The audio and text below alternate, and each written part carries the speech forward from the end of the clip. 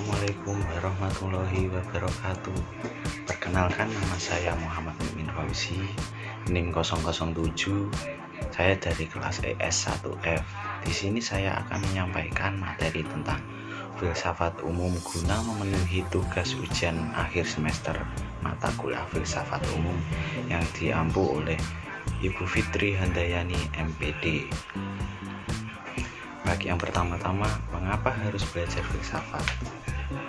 Untuk mengetahui sejak kapan munculnya ilmu pengetahuan agar mampu berpikir sistematis, kritis untuk memperoleh kebenaran. Pengertian filsafat sendiri dari sisi kebahasaan atau filsafat berasal dari bahasa Yunani, yaitu philosophia. Filosofi artinya cinta, sophia artinya kebijaksanaan atau kebenaran.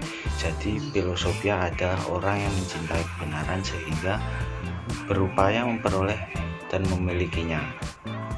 Kata filosofia ditransformasikan ke berbagai bahasa. Dalam bahasa Arab disebut falsafah, dalam bahasa Indonesia disebut filsafat atau filsafat, dalam bahasa Belanda dan Jerman disebut filosofie.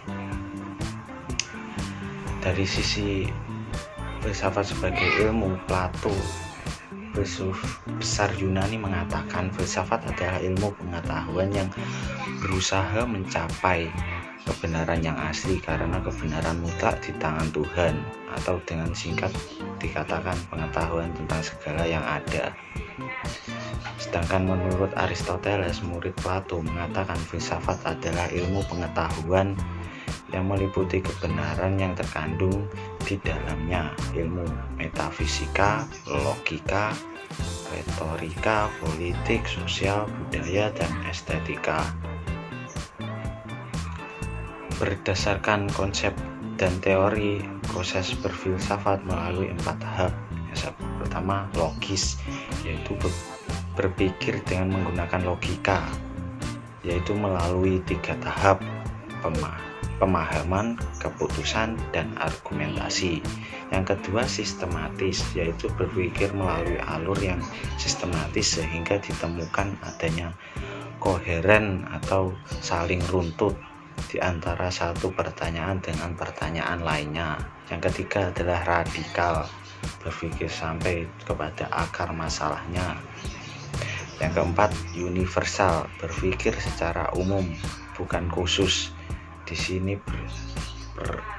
perbedaannya, ilmu berpikir secara khusus, filsafat berpikir secara umum. Gitu ya, bro.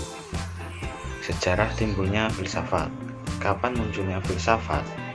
Filsafat muncul sejak manusia ada dan sejak adanya pembicaraan manusia.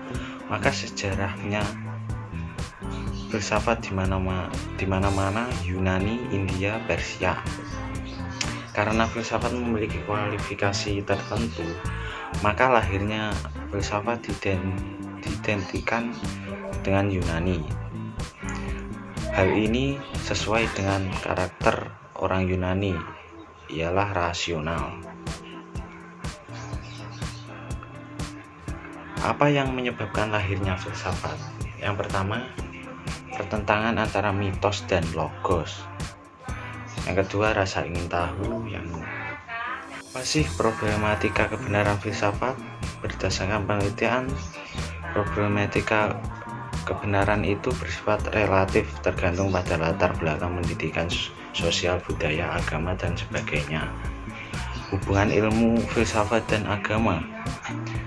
Ilmu mencari kebenaran dengan cara menyelidiki atau meriset sesuai dengan eksistensinya yang berhubungan dengan alam empiris.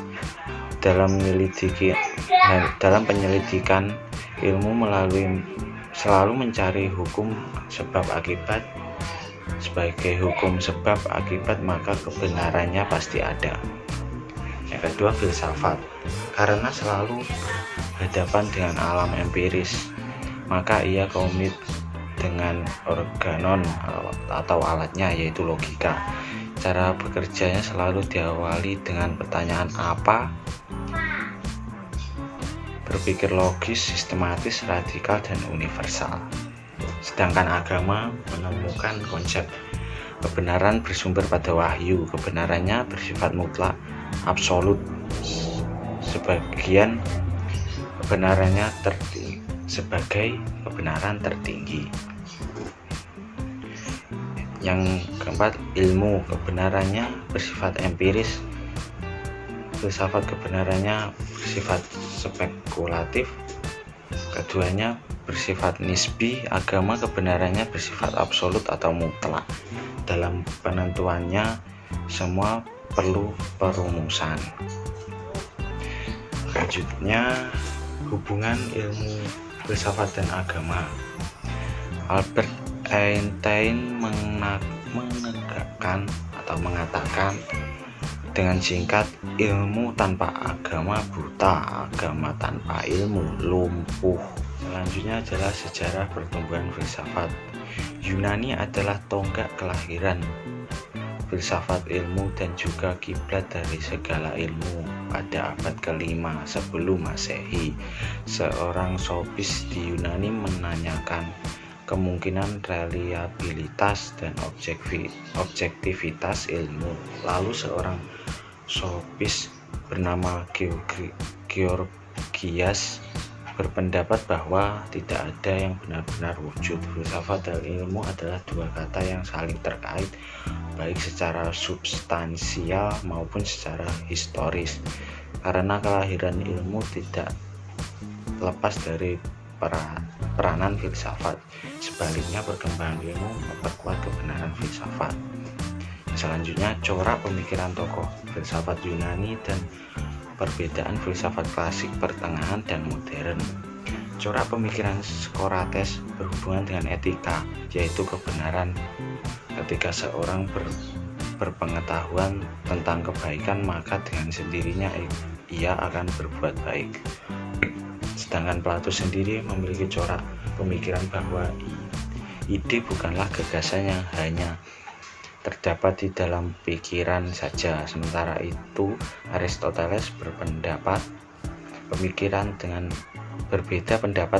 dengan Plato. Aristoteles berpendapat bahwa ide tidak terletak dalam dunia abadi, sebagaimana yang dikemukakan Plato, tetapi justru terletak pada kenyataan atau benda-benda itu sendiri. Adapun periode filsafat terbagi menjadi 3, yaitu pertama, filsafat klasik atau Yunani fokus pada pemikiran pada etika, realitas, pengetahuan, dan politik. Pada filosof periode ini mencari pemahaman terkait apa itu pengetahuan dan bagaimana tentang tatanan sosial yang ideal. Yang kedua adalah filsafat abad pertengahan, yang dimana fokus pemikirannya adalah hubungan agama dan filsafat. Pada periode ini, filsafat sudah mulai diajarkan di sekolah-sekolah. Yang ketiga adalah filsafat modern, yang dimana fokus pemikirannya adalah penemuan dan pengetahuan ilmiah, serta masalah epistemologi dan pengetahuan pada masa filsafat modern. Pada filsafat modern ini terdapat beberapa aliran yang berkembang pada masa itu. Di antaranya yaitu idealisme, materialisme, dualisme, empirisme, rasionalisme, fenomenalisme, dan intuisionalisme. Yang selanjutnya, pemikiran idealisme dan realisme dari Plato dan Aristoteles. Pemikiran idealisme Plato adalah suatu aliran ilmu filsafat yang menggunakan jiwa. Aliran ini menganggap dan memandang yang nyata adalah ide, dan ide itu selalu tetap dan tidak mengalami perubahan serta pergeseran yang alami, gerak yang tidak dikategorikan ide. Plato meyakini bahwa dunia nyata hanyalah bayangan dari dunia ide yang lebih sempurna. Di sisi lain, Aristoteles lebih condong pada realisme. Dia berpendapat bahwa dunia nyata memiliki eksistensi yang independen dan nyata, dan bahwa objek-objek individu memiliki esensi intrinsik yang dapat diketahui melalui observasi dan penelitian. Aristoteles tidak setuju dengan pemisahan antara dunia ideal dan dunia nyata seperti yang diajukan oleh Plato. Yang selanjutnya, sikap tokoh gereja terhadap ilmu filsafat. Beberapa tokoh gereja menerima filsafat sebagai alat untuk memahami iman dan memperdalam keyakinan agama. Kritik terhadap filsafat sekuler. Sebagian tokoh gereja mungkin bersifat kritis terhadap filsafat sekuler yang mencoba menggantikan atau mereduks peran agama dalam kehidupan manusia. Baik, yang selanjutnya, bagaimana corak filsafat Islam dan apa kontribusi Islam dalam pemikiran Barat modern? Hakikat filsafat Islam adalah filsafat yang bercorak Islami. Dengan demikian, filsafat Islam adalah berpikir bebas, radikal, yang berada pada taraf makna, mempunyai sifat corak dan karakter yang dapat memberikan keselamatan dan kedamaian hati. Corak pemikiran filsafat terdiri atas corak besar yang berpengaruh hingga saat ini. Sebelum Barat mencapai kemajuan, dunia Islam pernah mengalami hegemoni peradaban yang tinggi. Oleh karena itu, sejatinya terdapat kontribusi Islam terhadap Barat. Ketika Barat masih dikuasai oleh doktrin gereja yang cenderung menolak kajian ilmu pengetahuan dan para ilmuwan dianggap kafir. Baik, itulah tadi materi tentang filsafat umum. Saya Muhammad Ummi Fauzi. Bila ada kekurangannya saya mohon maaf. Wassalamualaikum warahmatullahi wabarakatuh.